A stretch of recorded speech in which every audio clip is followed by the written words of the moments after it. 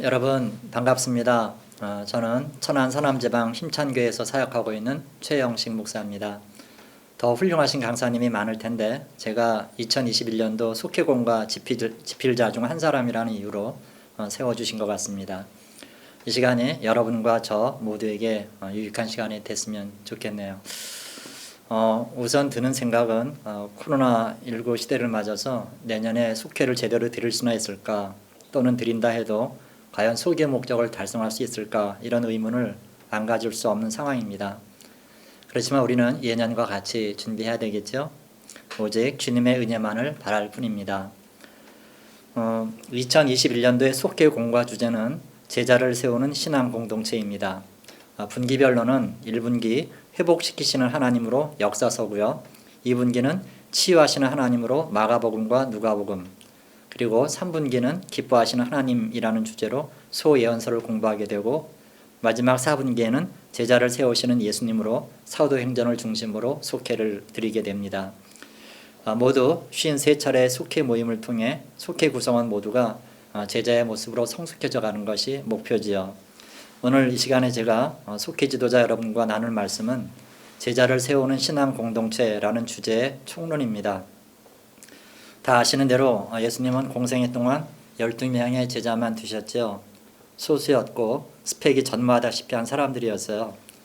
그러나 마가의 다락방 사건 후 그들은 모두 성령 받고 열정적으로 복음을 전하다 순교했지요.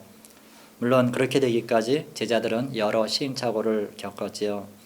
그 희생을 모판 삼아 믿는 사람들 전수가 제자 되는 것이 우리 주님의 소원이라는 거 잘 아시죠? 따라서 제자는 제자를 낳아야 제자입니다. 하나님의 말씀인 성경을 통해 어떻게 제자가 될 건가를 발견하고 그 길을 확고하게 가야겠죠. 아울러 그 제자 되는 길을 안내하는 것까지가 제자의 사명입니다. 그리고 그 제자들이 모여 천국 같은 공동체를 만들어내야 합니다.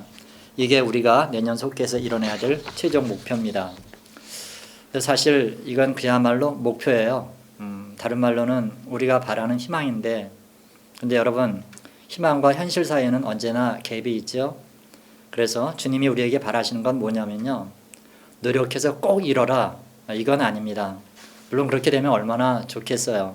하지만 우리는 연약하잖아요. 그리고 그걸 또 주님이 잘 아세요. 주님이 우리에게 바라시는 건 그걸 이루기 위해 애쓰는 모습이에요. 즉 우리의 노력과 수고를 받으신다는 거예요. 그리고 그런 우리의 모습이 주님께 수납되면 결국은 주님이 되게 하세요. 항상 그렇죠?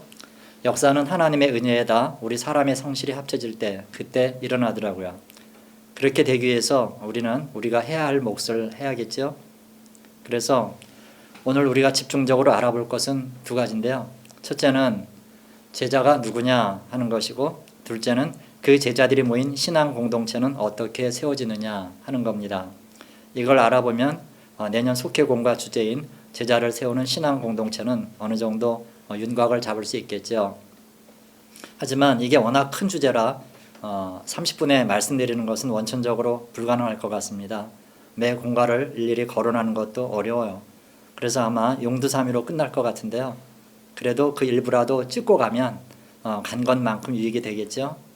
내년에 속회 지도자 여러분들이 속회를 시작하셔서 53과를 한과 한과 진행해 나가시다 보면 그 전체 의미를 보다 잘 아시게 되리라 믿습니다.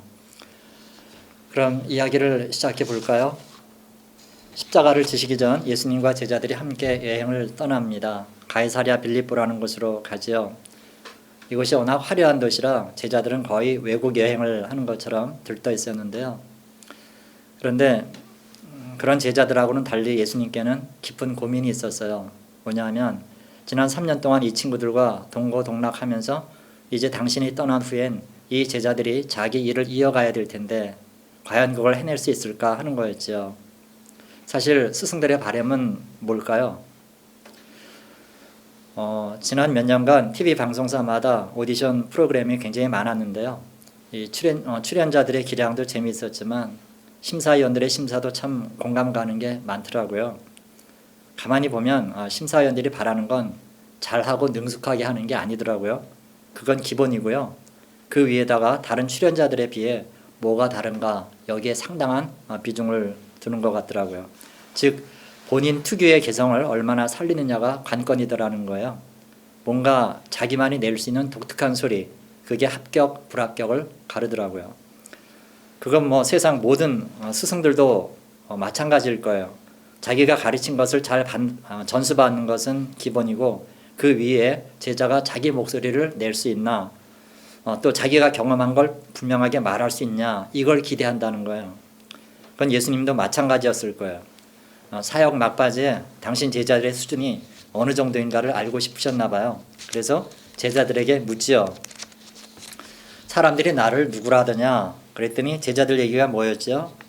아유, 선생님이 얼마나 대단하신지, 어떤 사람은 세례 요한이라 그러기도 하고 또 엘리야라 그러기도 하고 또 어떤 사람은 예레미야나 선지자 중 한 사람이라 그럽니다. 이런 얘기를 하는 제자들의 마음을 그려보면, 야, 우리 선생님이 세례 요한, 엘리야, 예레미야 같은 그런 급에 계시는구나 하면서 뿌듯해하는 것 같아요. 그런데 지금 이건 보통 사람들이 하는 얘기고 제자들 얘기는 아니잖아요. 과연 제자들은 예수님 당신에 대해서 어떻게 생각하고 있는지가 궁금하셨어요. 그래서 또 물으시죠. 그렇다면 너희는 나를 누구라 하느냐? 그랬더니 베드로가 유명한 발언을 하죠. 주는 그리스도시요 살아계신 하나님의 아들이십니다. 그럽니다. 이 얘기를 들은 예수님께서 굉장히 기뻐하셨죠. 사실 긴가민가 했는데 지금 베드로가 한 얘기는 상당한 수준이거든요. 선생인 자기를 제대로 파악한 거예요. 자기가 세상을 구원할 뿐이고 사실은 하나님 그 자체라고 고백한 거죠. 여러분, 원래 왕의 아들은 그 속에 왕의 인자가 들어있는 거잖아요. 그래서 왕의 교육을 받고 왕처럼 행동하는 거죠. 특히 왕의 아들이 독자인 경우는 무조건 왕이 되는 거잖아요. 왕자지만 사실은 왕인 거예요. 그러니까 하나님의 아들은 다름 아닌 하나님 그 자체라는 거죠. 그걸 무식한 베드로가 발견하는 거예요. 그리고 주님은 그것을 베드로의 신앙 고백으로 받아들이신 거죠. 예수님이 베드로의 이 고백을 듣고 뭐 때문에 이렇게 기뻐하셨을까요? 지금 당신은 곧 예루살렘으로 올라가서 십자가를 지셔야 하는데, 그러면 과연 제자들이 내가 했던 일들을 잘 해냈을 수 있을까 고심하고 계셨는데, 베드로 하나만큼은 자기를 제대로 안 거예요. 자기 스승이 어떤 존재인지 안다는 것은 앞으로 어떻게 일할까도 안다는 얘기잖아요. 그러니까 한 놈이라도 건졌구나, 그런 안도감이 생기지 않았겠어요? 여러분도 아시듯이 베드로는 열정적이죠. 그리고 성실합니다. 하지만 사역의 열매가 별로 없다는 것도 특징이라면 특징이죠. 물론 나중에야 대사도가 되지만 성령 받기 전에는 어땠죠? 분명히 열심은 있었어요. 하지만 열심만 갖고 되는 건 아니에요. 열심 위에다 버릴 걸 버리고 취할 걸 취해야 되는데 그게 모호했던 거예요. 이 베드로는 일련의 사건을 통해 자기도 모르는 자만심이 생겼어요. 유사일에 예수님 말고 물 위를 걸었던 사람은 아마 베드로밖에 없을걸요. 그리고 예수님께 공개적인 칭찬을 듣기도 했고요. 이런 자부심들이 지나쳐서 자만심으로 발전했던 것 같은데 아니죠. 베드로 얘기뿐 아니라 속히 지도자 여러분들께서도 분명 이런 부분이 있을 겁니다. 버리셔야 돼요. 속히 지도자가 되려면 그냥 되는 건 아니고, 말하자면 여러분들 안 계시면 교회가 휘청거릴 거예요. 그렇더라도 나 아니면 안 되지 하는 마음은 버리셔야 됩니다. 또 베드로는 기도가 부족했어요. 예수님이 겟세마네에서 그렇게 함께 기도하자 그래도 쿨쿨 잔 인물이죠. 우리 역시 믿음 생활할 때 가장 부족한 게 바로 이 기도예요. 기도가 부족할 때 가장 안 좋은 건요, 기도의 분량을 채우지 못하면 채우지 못한 것만큼 구멍이 생겨요. 그래서 다른 좋은 장점들이 그 구멍들로 다 빠져나가죠. 베드로가 전형적인 이 경우예요. 그때 겟세마네에서 예수님이 기도하자 했을 때 함께 기도했으면 아마 소녀 앞에서 예수님을 부인하는 일 같은 건 안 생겼을 거예요. 기도 없이 열심만 있으니까 어때요? 조급해지죠. 베드로는 너무 조급했어요. 열심히 있을수록 우리는 천천히 행동해야 되고, 또 그렇게 천천히 행동하고 싶으면 기도해야 됩니다. 결국 예수님 돌아가신 후에 어떻게 되죠? 자기가 저질렀던 일들 때문에 갈릴리로 맥없이 돌아가잖아요. 물론 그런 베드로를 다시 주님이 일으키셨지만요.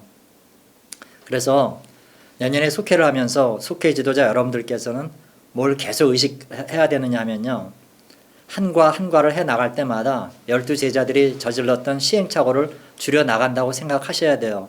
각 과마다 주제가 있는데 그 주제는 뭐냐면 바로 제자들의 약점인 거예요.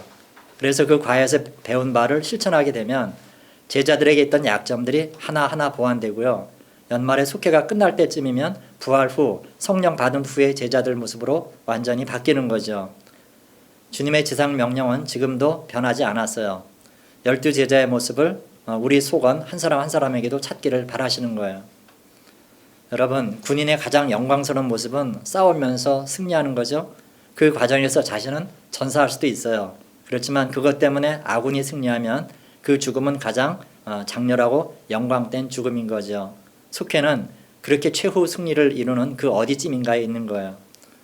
우리가 이런 의식이 없으면 그냥 한 번 한 번 속회 모임이 친선 모임이나 교제로 끝나기 쉬워요. 그 운동선수들이 이 큰 게임을 한 번씩 치르면 우승을 못하더라도 실력이 확확 느는 걸 본인이 느낀다는데요. 속회도 마찬가지입니다. 한 번 속회를 드릴 때마다 우리의 영적인 실력이 확확 느는 걸 속회 식구들이 서로 느껴야 돼요. 그래서 속회 지도자 여러분들은 한과 한과 진행해 나갈 때마다 충실하게 준비하셔야 됩니다. 물론 공과대로 진행해 나가는 것만으로도 은혜가 될 거예요. 저희 그 속회공과 집필자들이 한과 한과 얼마나 공들여 썼는지 몰라요. 그렇지만 그걸 읽어 제끼는 걸로 끝나서는 안 되고요. 그 위에 기도를 얹히고 관심과 애정을 쏟아부을 때 속회 식구들은 조금씩 제자로 변해가게 될 거예요. 우리가 사는 세상엔 두 사람이 모여도 하나의 사회가 되고 공동체가 되죠. 그리고 그렇게 공동체로 구성이 되면 그게 없어질 때까지는 어떻든 끌어가야 되잖아요. 그런데 그게 만만치가 않아요. 거기에 열과 성을 쏟지 않으면 금방 해체돼 버립니다. 아니면 해체되지 않는다 하더라도 사대교회처럼 됩니다. 살았다 하는 이름은 가졌어도 실상은 죽은 공동체가 된다는 거예요. 속회도 마찬가지입니다. 속회야말로 두 가지 중에 하나입니다. 아주 잘 되든가 아니면 명목상으로만 나와서 사대교회처럼 되든가요. 아마 이 방송을 보시는 속회 지도자 여러분들께서도 적어도 속회를 수십 년 하셨을 거예요. 그런데 어떻든가요? 속회 조직이 바뀔 때마다 생기 넘치고 은혜가 넘치는 그런 속회로 가셨나요? 그렇지 않을 때도 많았을 거예요. 그러면 속회가 열리는 금요일은 죽을 맛이 되는 거예요. 인도자니까, 속장이니까, 아니면 권사니까, 집사니까 억지로라도 가야 되는 거예요. 그러니 은혜가 되겠어요? 예수님께서 사역을 하시다가 갈릴리 바다 건너편으로 갔을 때 일입니다. 좀 쉬시려고 갔던 건데 어떻게 알고 사람들이 먼저 와서 예수님을 기다리고 있었어요. 그때가 마침 끼니 때였어요. 예수님은 그 사람들을 먹이기로 작정하시죠. 그래서 빌립에게 물으세요. 빌립아, 우리가 어디서 떡을 사서 이 많은 사람들을 먹이겠느냐? 그랬더니 여기서 빌립의 스타일이 나오고 그걸 지켜보던 안드레 스타일이 나오게 되죠. 여러분, 이 빌립은 대단히 치밀한 사람입니다. 뭔가 계산이 서지 않으면 절대로 행동하지 않아요. 언제나 사태를 정확하게 파악하고 진단해서 문제를 해결하려고 하는 게 그의 스타일입니다. 이 많은 사람들을 어떻게 먹일고? 그랬더니 조금 더 주저하지 않고 대답하죠. 이 자리에 있는 사람들을 먹이려면 200데나리온 이상이 필요합니다. 이게 딱 나오는 거예요. 스마트하죠? 사실 지금까지 세계 문명은 이런 빌립형의 사람들에 의해서 주도되어 왔어요. 하지만 이런 유형이 인생의 문제를 해결하든가요? 근본적인 해결책은 못 됩니다. 결국 빌립의 결론은 뭐죠? 200데나리온이 있어도 안 된다는 겁니다. 안 된다 하는 이 한마디 속에 빌립의 한계가 뚜렷하게 나타나고 있어요. 지금 수많은 빌립들이 겪고 있는 문제가 뭐죠? 외화 내빈인 거예요. 겉은 화려하고 뭔가 있는 듯 하지만 속은 텅텅 비어가는 거죠. 그러면 안드레는 어떠냐? 이 사람은 합리적이기보다는 감성적이고 직관적이에요. 이런 사람은 치밀한 계산보다는 어때요? 그냥 깊은 사귐과 이 교제 같은 게 더 큰 비중을 차지하는 그런 유형이죠. 그래서 마음만 움직이면 무슨 일이든 즉각적으로 행동할 수 있죠. 지금 빌립과 예수님이 의논하는 걸 보고 그 시간에 안드레는 뭘 했죠? 즉각 어떤 어린이의 도시락을 들고 왔어요. 아마 그 아이가 도시락을 내놓지 않으면 안 되도록 그 애의 감정에 호소했을 거예요.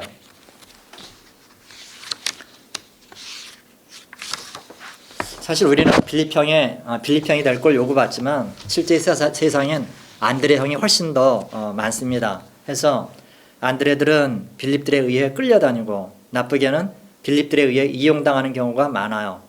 그러나 때때로 기적의 수단으로 사용되는 쪽은 오히려 안드레 쪽이죠. 어쨌든 떡 5덩이와 물고기 2마리를 가져온 사람은 안드레고 그게 기적의 수단이 됐잖아요. 하지만 안드레 스타일 역시 문제를 해결하는 근본적인 해결책은 못 됩니다. 그의 결론이 뭐였습니까? 어찌어찌 보리떡 5개와 물고기 2마리를 가져왔지만 이게 무슨 소용이 있냐 그겁니다.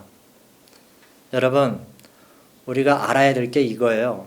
우리는 누구든 빌립에 가깝든지 아니면 안드레에 가깝든지 둘 중 하나라고요. 그런데 누가 됐든 문제가 해결되든가요? 안 됐어요. 그래서 우리가 늘 기억해야 될 것은 내 방법은 해결책이 아니다 라는 걸 알아야 됩니다.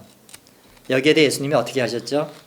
아마 속회 지도자 여러분들께서는 각 교회에서 목사님으로부터 여기에 대한 설교를 몇 차례는 들으셨을 거예요. 요한복음 6장 10절과 11절에 나오는 이 세 동사에 그 해답이 들어있죠.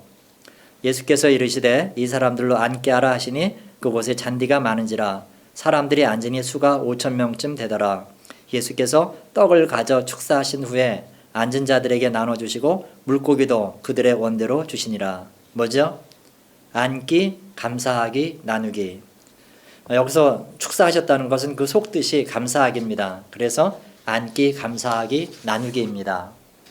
여러분, 이젠 좀 앉으세요. 여러분들 스스로를 앉히세요. 나를 향한 욕망, 교회에서 뭔가 자기가 주도하지 않으면 못 베기는 그 마음이요. 앉히세요.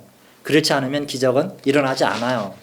속회에서는 매주 아주 작더라도 기적이 일어나야 되는데 지도자가 스스로를 앉히지 않으면 그런 일은 절대 일어나지 않아요. 그리고 그 다음 감사해야 됩니다. 이 감사 이건 한두 마디로 끝낼 얘기가 아니죠. 어떤 상황, 어떤 처지, 어떤 환경에서라도 감사하셔야 됩니다. 그 다음 마지막으로 나누기입니다. 나눠야 합니다. 마음도 나누고 물질도 나누고 하여간 좋은 건 다 나눠야 되죠. 여러분 조심해야 될 게 우리가 나누지 않으면 이렇게 나뉘게 돼요.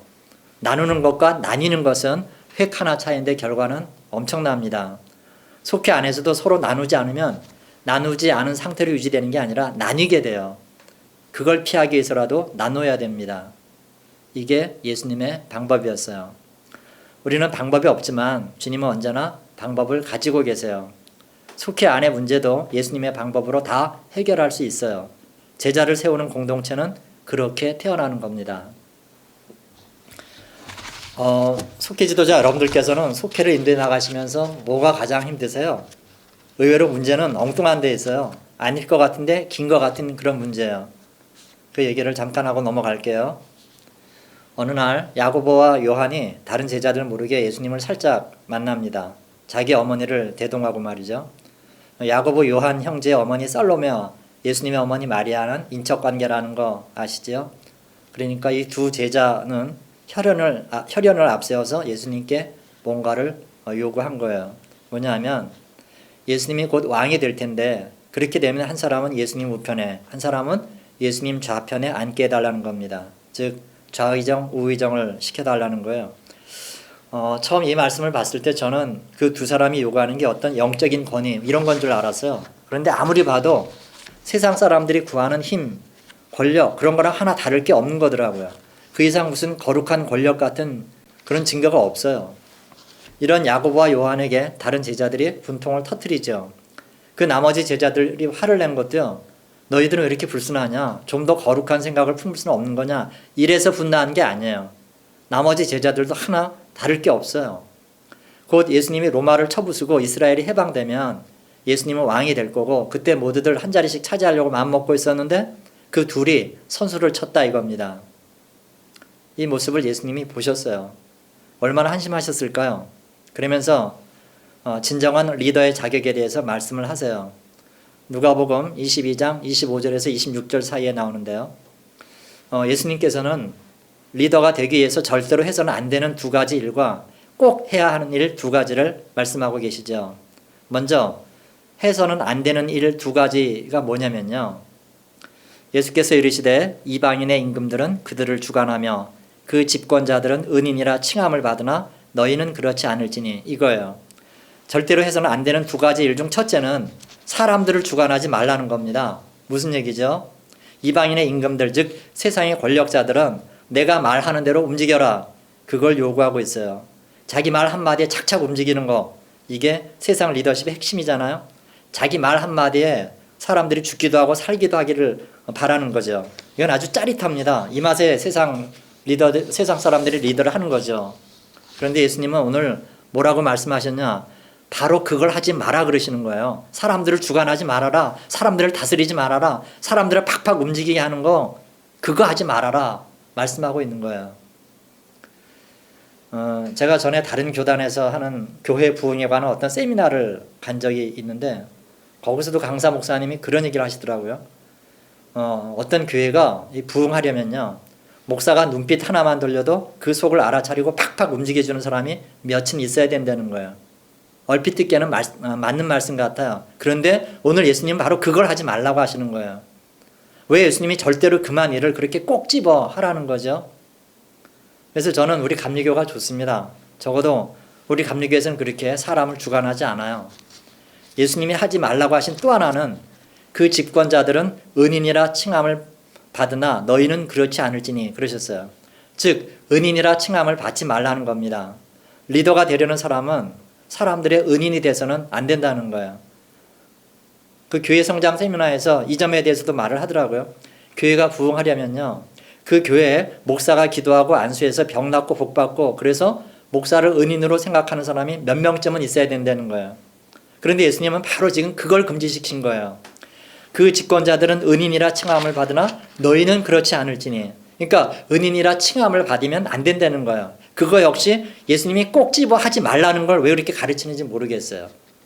은인은 예수님 한 분이면 족한 거예요.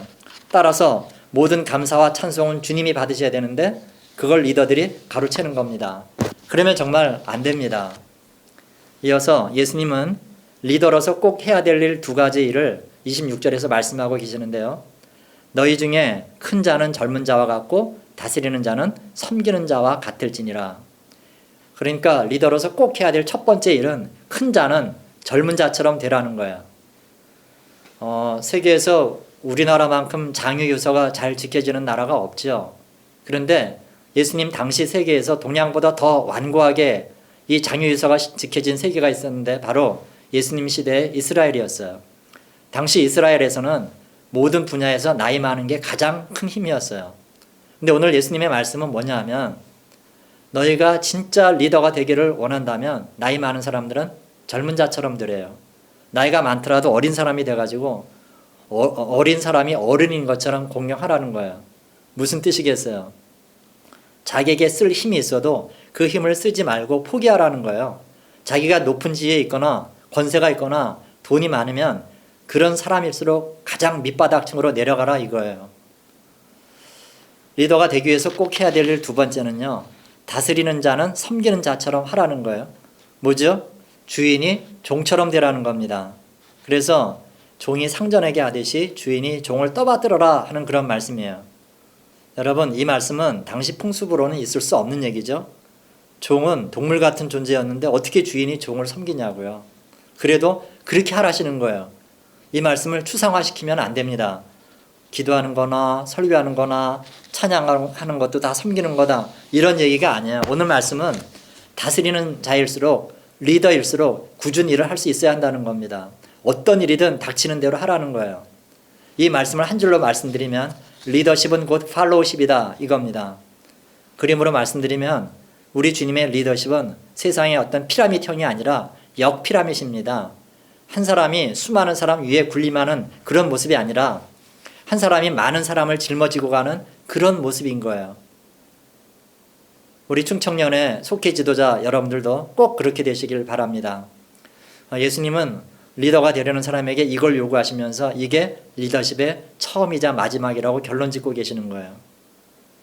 여러분, 지금 말씀드린 야고보와 요한 얘기가 어떤 큰 그룹에서만 일어나는 일일까요? 작은 속회에서도 얼마든지 일어날 수 있는 일이에요. 속회 공동체에서조차 뭔가 한 자리를 차지하려는 시도가 있을 수 있어요. 경계해야 합니다. 먼저 속회 지도자 자신이 이 문제를 염두에 둬야 돼요. 그것도 권력이라고 사람을 주관하려고 하고 은인이라 칭함을 받으려고 한다면 속회는 망합니다. 그래서 속회는 하나의 작은 교회고 작은 나라고 작은 인류예요. 모든 일이 일어날 수 있는 곳이기 때문에 교회의 흥망성쇠는 바로 속회로부터 비롯되는 겁니다. 속회 지도자 여러분들께서 이런 낮은 마음으로 속회를 인도해 가신다면 분명히 달라지는 걸 보실 수 있을 겁니다. 별 이야기를 하나 하고 말씀을 마칠게요. 다 아시는 얘기일 텐데 주일학교 시절을 추억하시면서 들어보시죠. 저는 속회 지도자들과 속회 식구들이 다 별이 됐으면 좋겠어요. 어떤 별이냐면요. 먼저 속회 지도자는 북극성 같은 별이 되셨으면 좋겠어요. 북극성은 북쪽 끝에 있기 때문에 북극성이라고 부르는데요. 아시는 대로 모든 별은 다 자기 궤도 따라 움직이잖아요. 근데 모든 별 중에서 이 북극성만큼은 움직이지 않습니다. 그래서 나침반이 발명되지 않았을 때는 이 북극성을 보면서 방향을 잡았다 그러죠. 북쪽 끝에서 움직이지 않고 떡 버텨주니까 그 반대로 가면 남쪽이고 그 별을 오른쪽 어깨에 쥐고 가면 서쪽이고 왼쪽에 쥐고 가면 동쪽인 거죠. 속회 인도자는 꼭 그렇게 있어야 할 자리에 있어 주셨으면 좋겠어요. 어디로 갈 건가 방향을 잡게요. 그렇게 속회 식구들에게 방향이 되어주고 기준이 되어주는 북극성 같은 별이 꼭 되시기 바랍니다. 그 다음 속장님들은 금성 같은 별이 되셨으면 좋겠어요. 영어로는 이 금성을 비너스라고 그러는데요. 아시는 대로 모든 별은 그 밝기가 다 다르지요. 그래서 1등별, 2등별, 3등별로 나누는데 금성은 1등별로 가장 밝아요. 특히 금성은 그 주변에 다른 별자리가 없어서 굉장히 돋보이는 별이에요. 근데 이 금성은 초저녁에 떠서 새벽녘에 들어갑니다. 즉 가장 먼저 떠서 가장 늦게 지는 별이에요. 별은 자기 스스로 빛을 내는 별도 있지만 대부분은 다른 별에게 빛을 받아 반사하는 거래요. 그러니까 금성 같은 경우는 다른 별에게 가장 많이 빛을 주게 되겠죠. 그 빛을 받아 다른 별들이 그렇게 밤하늘에 수를 놓는 거죠. 한마디로 금성은 봉사의 별입니다. 속장님들은 모두 그렇게 금성 같은 별이 되시기를 바랍니다. 마지막으로 속회 모든 식구들은 북두칠성이 됐으면 좋겠어요. 북극성이나 금성은 하나의 별이죠. 근데 북두칠성은 몇 개로 되어 있죠? 그래요. 7개예요. 그렇지만 그리고 이 7개 별 중에는 1등별, 2등별, 3등별 다 있어요. 그렇지만 다 같이 한 식구가 돼서 별자리를 이루고 있죠. 여러분 이 북두칠성은 무슨 모양이죠? 네, 국자 모양입니다. 그래서 그 국자로 사랑도 퍼주고 믿음도 퍼주고 소망도 퍼주시기 바랍니다. 7개 별 중에서 하나라도 빠지면 어떻게 되죠? 국자가 3개죠? 그래서 하나라도 빠지지 않도록 서로 도우셔야 됩니다. 자기 일은 자기가 하고 또 함께 할 일은 함께 하는 협동의 별. 이게 북두칠성이고 이게 여러분의 속회가 되시길 바랍니다. 2021년도 여러분의 속회가 예수님의 제자들처럼 성령 충만한 속회가 되시길 바랍니다. 그래서 제자를 세우는 신앙 공동체라는 목표에 조금이라도 다가가시기 바랍니다. 또 서로 배려해주고 사랑하셔서 세상 어디에도 없는 아름다운 사랑의 공동체가 다 되시기를 주님의 이름으로 축원합니다. 제가 기도하고 마치겠습니다. 하나님 아버지 감사합니다. 새 충청년의 모든 속회 지도자님들에게 은혜 주셔서 제자를 세우는 신앙 공동체가 되기에 부족함 없도록 도와주옵소서. 어려운 시대지만 그럴수록 우리의 역사가 되어왔던 이 속회를 더 활력 있게 성장시킬 수 있기를 소망합니다. 그렇게 되도록 우리 충청년의 모든 속회 지도자들에게 지혜와 사랑을 주옵소서. 그래서 내년 연말에 가서는 더 성장한 속회를 꼭 볼 수 있도록 은혜 주시옵소서. 예수님의 이름으로 기도하옵나이다. 아멘.